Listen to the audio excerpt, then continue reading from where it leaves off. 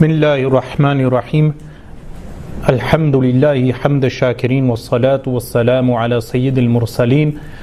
What we observed today was a practical and a tutorial for those wannabe debaters regarding how not to debate. In fact, the scholars in the past would write books regarding how not to do something.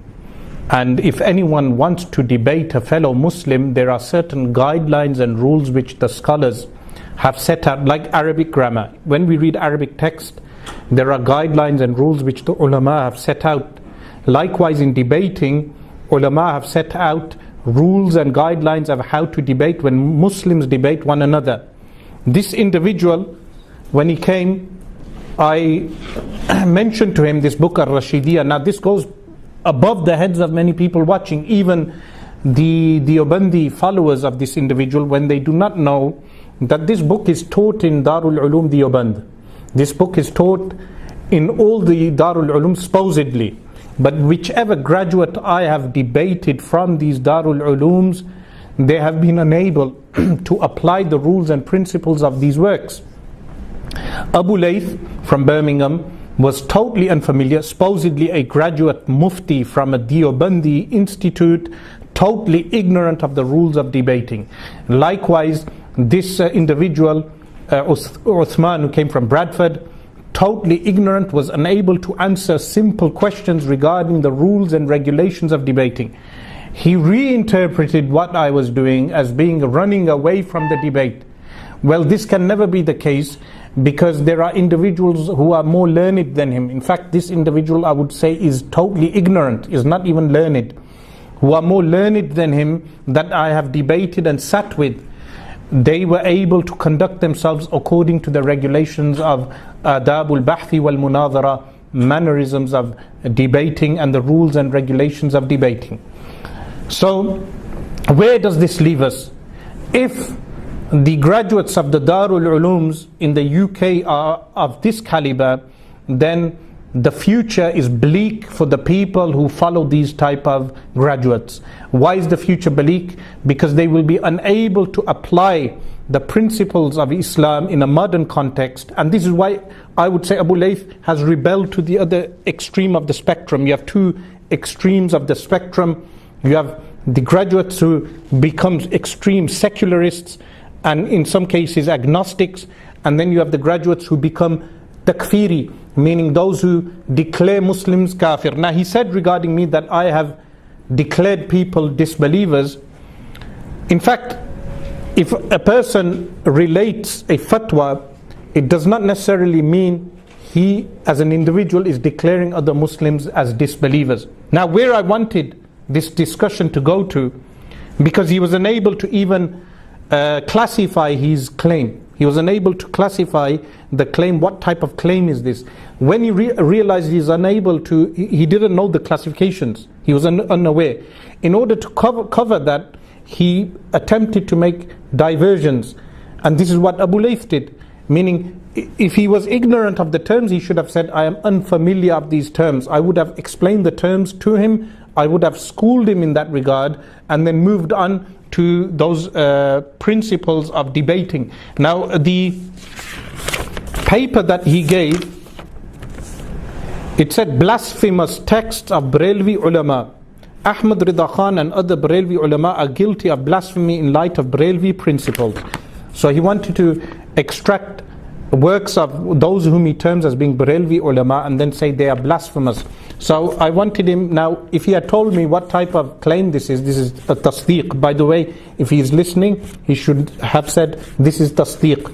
This is an affirmational construct where he has made a claim. And then I would have asked him, which is known as istifsar, with questioning. I would have questioned him, what does he exactly mean by blasphemy? It's a broad term, specify, meaning disbelief.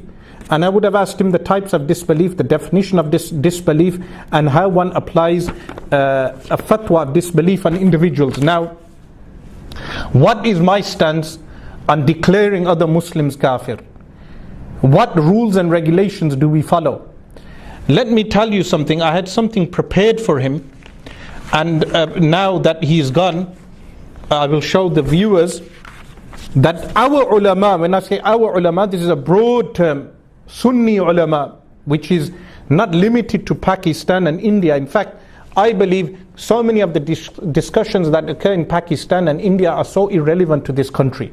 In fact, the author of one of these works, Muti'ur Rahman, in the introduction, the person who wrote the introduction states, those who do not even know Urdu are not even obliged to believe anything regarding those people.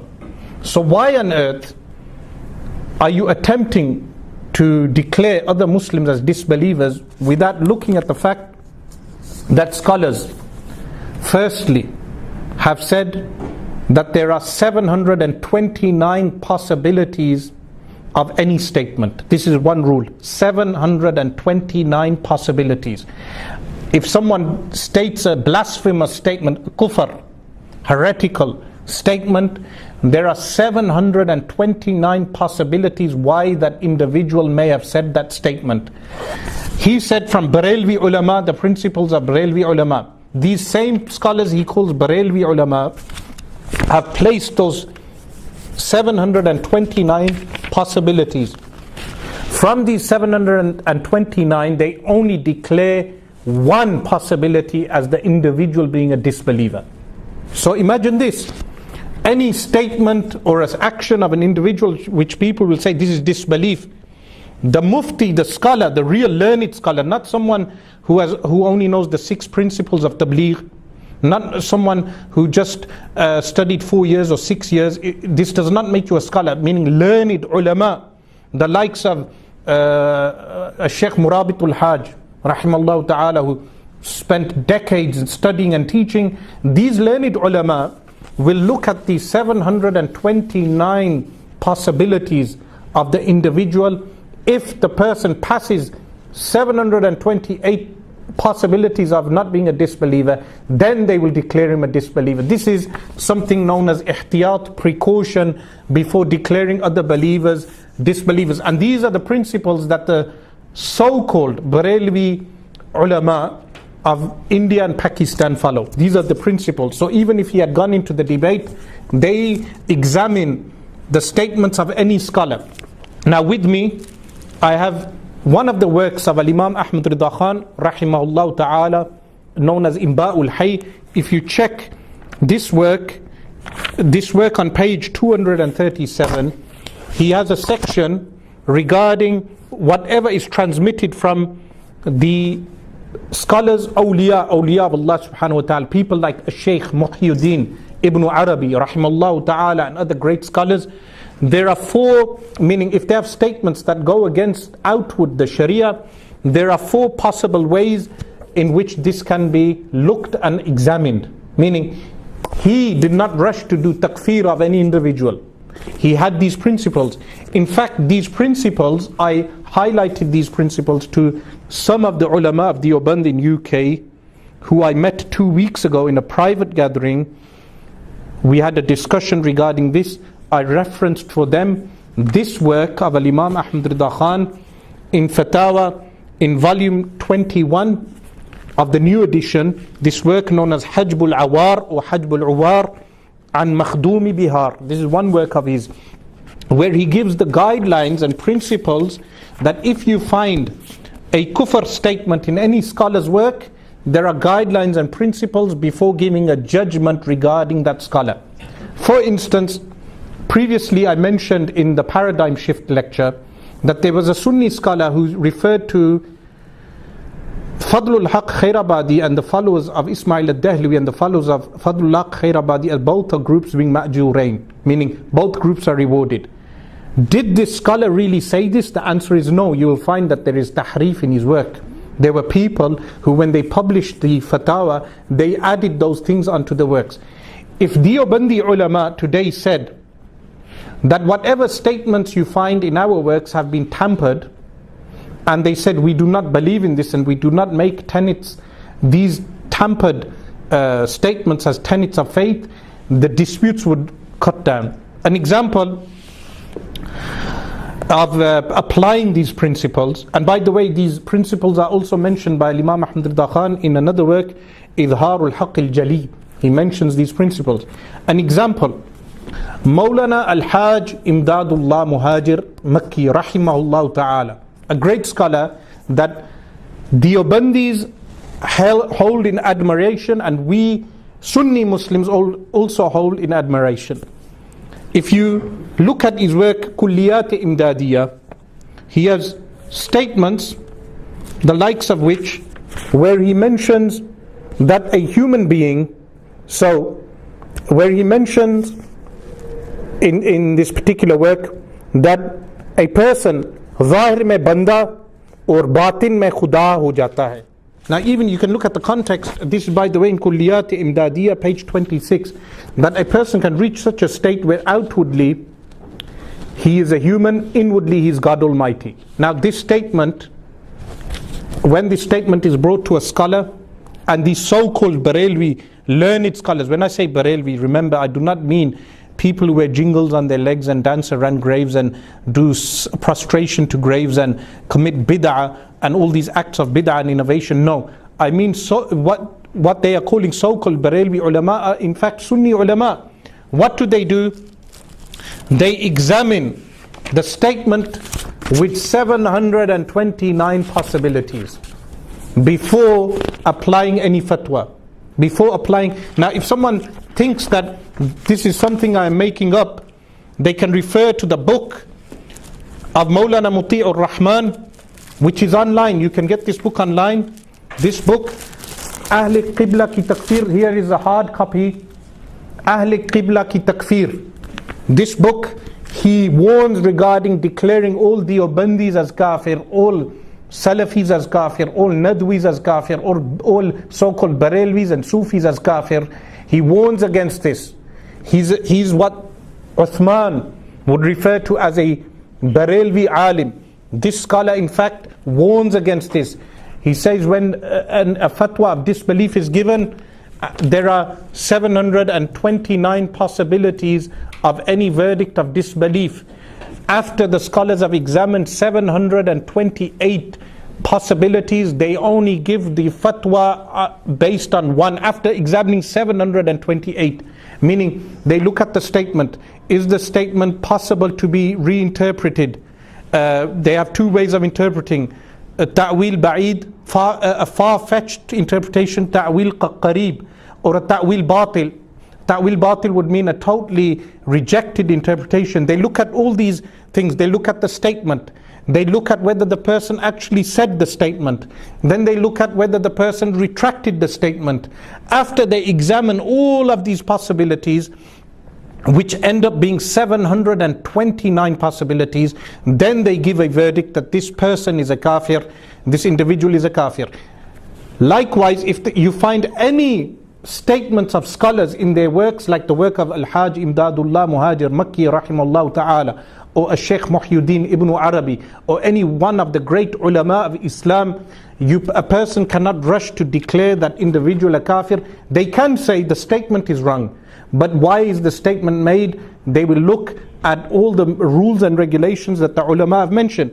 Now this similar statement is mentioned by Maulana Ashraf Ali Tanwi, the scholar of Deoband. This scholar of Deoband, he has this book on Sheikh Muhyiddin Ibn Arabi. In fact, he has a few works on Sheikh Muhyiddin rahimahullah ta'ala. If you this Armaghane Ibn Arabi, this work Armaghane Ibn Arabi, this work is in total how many volumes?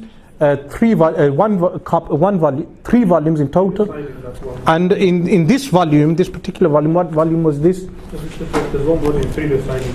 Yes, there's 3 treatises written by him in this monographs written, and in one of them on page 106. So this work again is published in the year 1999, and the publishers are mentioned here also as Tasawwuf Foundation, which is found in Pakistan, in Lahore, Tasawwuf Foundation.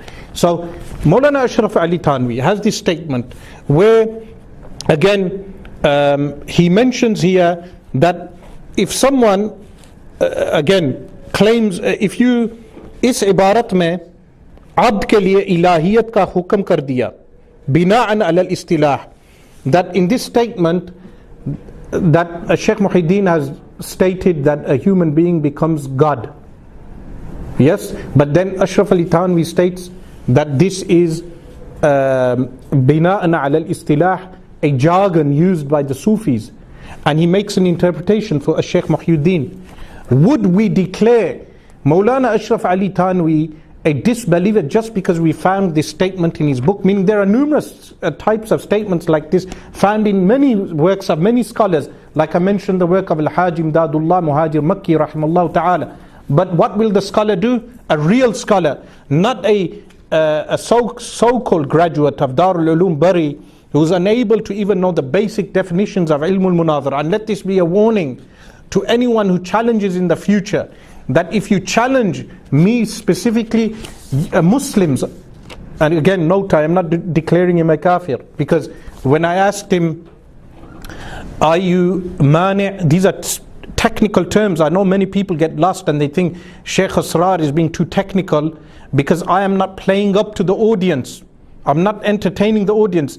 I was being sincere with the brother. I was asking him, in this claim of yours, are you mani' or mu'allil? When he realized he is unable to answer this, he said, are you Muslim? He asked me, are you Muslim?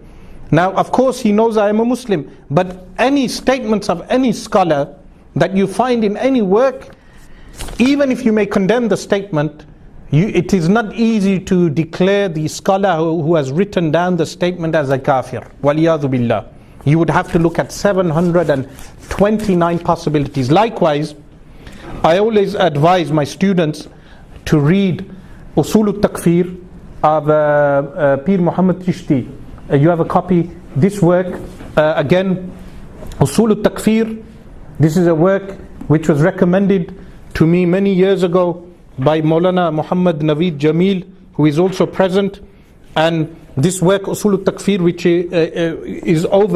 is nearly 500 pages long, by Pir Muhammad Chishti, again a so-called Barelwi scholar.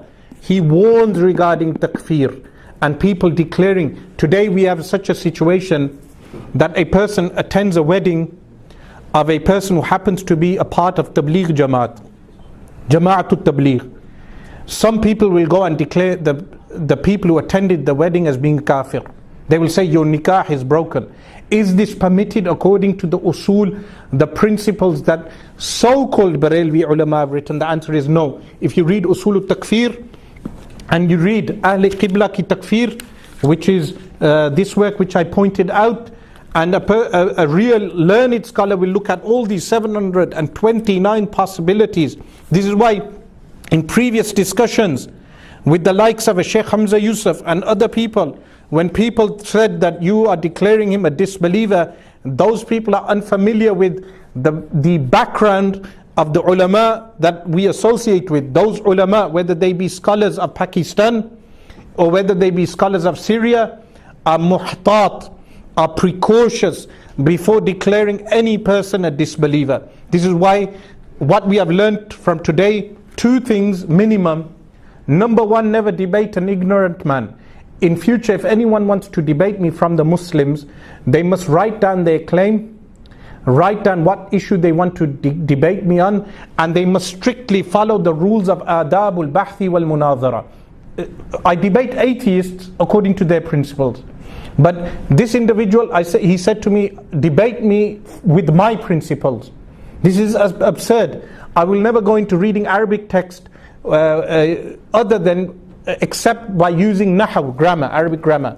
Likewise, when debating a fellow Muslim, I will debate him using the principles that have been set down by those scholars that we agree upon. Now, unfortunately, this also happened with Abu Layth. He was unable to understand the rules of principles of debating, even though in that case I would let off Abu Layth lightly because I challenged him. In this case, this individual challenged me. So if he challenged me, he is the mudda'i, the mu'allil. He was the mu'allil because his da'wah was tasdeeq. This was the answer. He couldn't even answer this, and to run away from this, he may be able to entertain young people who are unfamiliar of this. Likewise, when debating Al-Ustad Abdul Rahman, When he was unable to answer al-hukm al-aqli, the rational judgment, he attempted to divert the subject. His young followers may think, yes, by shouting you have won the debate. I said to this individual, you are not in Hyde Park. This is not Hyde Park. We are in a professional setting, and we do not shout over one another or interject one another. People have observed my debates with atheists, non-Muslims, and with other Muslims. You will notice that in none of those debates I shout, nor am I rude to my interlocutor. In fact, I attempt to be well-mannered as much as possible. But this individual arrived with the intention of flaring up sectarian tension. Now he said, you are afraid to open up the books of these scholars. The answer is no. I wanted to agree with him on the principles. Now, this piece of paper that he wrote, he said we will agree according to so-called Barelwi principles. If he had waited and had patience, if he had agreed to these so-called Barelwi principles, I would have gifted him a copy of this book, and he would have read this book according to so-called Barelwi principles. Before declaring any individual a kafir, you must read 729 possibilities, especially if you read the statements of people who are pious, awliya of Allah subhanahu wa ta'ala, the likes of Shaykh Muhyiddin ibn Arabi. Al-Imam Ahmad Rida Khan mentions 4 principles in Ba'ul Hay, but in other works, Hajbul Awar, he mentions the broader principles regarding those ulama. So he uses the word fraternity. So for argument's sake, I will say our fraternity is not quick to declare anyone a disbeliever. Now, the question they will say is regarding Husam al-Haramain, the fatwa of Imam Ahmad Rida Khan regarding the 4 Deobandi elders. If he wanted to re-examine Husam al-Haramain, he should re-examine Husam al-Haramain in light of the 729 possibilities. If Husam al-Haramain does not fit into the one possibility of kufr, then if he can say that it fits into the other 728, then that is for him to prove so and write something academic. So at this onset, I will leave this issue, and I will invite the ulama of Deoband in the UK how to go ahead and resolve these sectarian issues. Firstly, the way to resolve these sectarian issues is that they should read this literature first, the likes of Ahli Qibla ki Takfir, Hajbul Awar, and the principles set in Ba'ul Hay, as well as the work Usul al-Takfir of Pir Muhammad Tishti. Read these works, meaning read the works of your opponent. Then sit down with the ulama who affirm Husam al-Haramain. Sit down with them, and this is what I proposed initially, because the person, Uthman, he removed his initial video. In that video he said the likes of Maulana Yasir al-Hanafi and others are involved, and in fact they are not involved. Maulana Yasir al-Hanafi is not involved with this Maulana Uthman. I will still attempt to be respectful and not lose my temper. He is not involved in this mannerism of debating. What they should do is sit with us in private and discuss these issues until we come to some point of agreement in accordance with the usul. Because look, we have Al-Quranul Kareem, the Sunnah of the Messenger of Allah sallallahu alaihi wasallam, we have Ijma' and we have Qiyas. These are 4 principles we all agree on. Meaning the graduates of Darul Ulum Deoband agree with us on these 4 principles. We agree on these principles. Therefore we should sit down and discuss these issues. But if he is coming just to say that you are a kafir, because at the end that is what he declared me as. He said, according to your Maulana Ahmad Rida Khan, you are a kafir because you refer to me as Maulana, therefore you are a kafir according to your principles. That fatwa that he was attempting to quote again would have a broader context, an application, an understanding of the distinction between luzumul kufr and iltizamul kufr, and what type of application that fatwa actually has. But this individual was not willing to sit down in an academic fashion and discuss that. In fact, he came here in order to declare Barelwi ulama as being kafir, and declare me as a kafir and all the followers of this so-called Barelwi movement as being kafir. So how do we move forward? We move forward by sitting down and discussing firstly with learned ulama, the likes, meaning learned ulama from their side, the likes of Maulana Yusuf Mutala, who is not into sectarian partisanship, as from what I have heard. These are the elders of the Deobandi ulama in the UK. Our ulama are willing to sit down. I mean, when I say our ulama, those scholars who have the same Sunni positions as I do, they are willing to sit down in private, not in public, and discuss these issues as to how to come to a common ground and a point of agreement. Additional to that, this individual has been ostracized, meaning he was unable to even muster up support from his own community. He has been ostracized. I met ulama of Deoband 2 weeks ago. They told me that he has been ostracized. They do not like his approach. They see him as being divisive. Additional to that, he is unable to apply what he has learned. Meaning, there is one thing reading these works, polemical works theoretically, but it is another thing to apply those works in everyday life. Like some people read fiqh works, they cannot apply them in a modern context. This is why Abu Layth has rebelled to the other side, because the Binori people were unable to teach him how to apply kalam, theology and fiqh, jurisprudence in a modern secular world. For us, however, with the scholars that I have studied with, we are able to apply, alhamdulillah, fiqh, jurisprudence and kalam in a modern context without forfeiting our principles. So these principles which he was denying, these principles are principles which they study, but he was unable to apply. And this lack of application made him lose his temper. This is the short message that I have for people who tuned in today. But additional to this, I would say, in future, anyone who would want to challenge me to a debate, write down your proposition in English and Arabic, both. Muslims, this is for Muslim scholars, in Arabic and English. And you must debate me according to the principles of Adab al-Bahthi wal-Munadhara, not your own principles that you make as you go along. If you are willing to do this, then a debate can ensue. If I believe the debate is fruitful, I will accept. Likewise, this is also a lesson to those who want to fuel the sectarianism by just simply declaring other Muslims as being kafir. We ask Allah subhanahu wa ta'ala to guide this brother Uthman and all the people who came with him. And I would like to ask the brothers who are sitting if there are any additional questions or points that I may have missed that they would like me to add. Are there any additional points? So we finish at that point. Jazallahu anna Sayyidina Muhammadan sallallahu alayhi wa alihi wa sallam ma huwa ahluh.